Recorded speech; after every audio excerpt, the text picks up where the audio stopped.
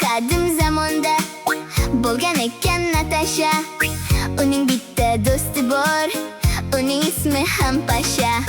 Pasha bir kun keltirib Natashaga berdi kasha. Kashani ko'p yeb kasal bo'ldi Natasha. Nima zarur edi yeb shunchalik ko'p kashani? Ko'p yeb xafa qilding-ku u bechora Pashani.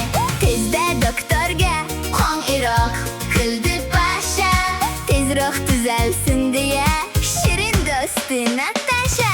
Mening bitta maslahatim bor hamma bolalarga: me'yoridan ortiqcha yeb qolmanglar balolarga.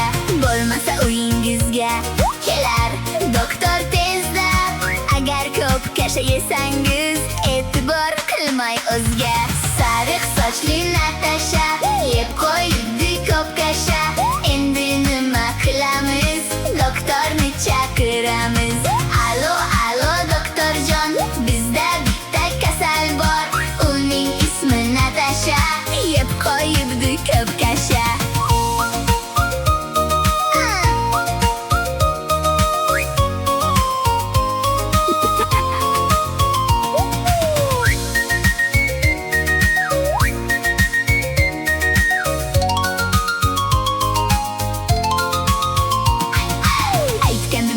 Natasha, yema degandim ko'p kasha. Mana endi og'riydi qorning, o'zing aybdor. Aytgandim men senga Natasha, yema degandim ko'p kasha. Mana endi og'riydi qorning, o'zing aybdor, bilasan-ku. Nima zarur edi yeb shunchalik ko'p kashani?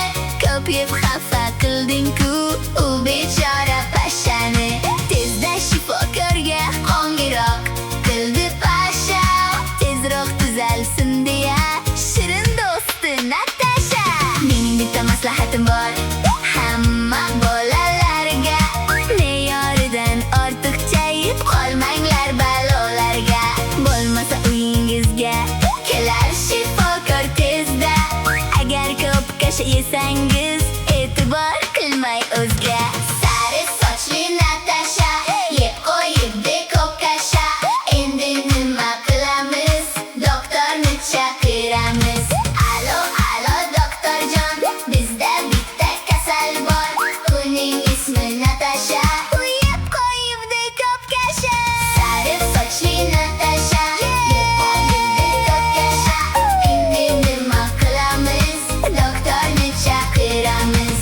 Alo doktorjon, bizda bitta kasal bor, uning ismi Natasha. U yeb qo'yibdi ko'p kasha.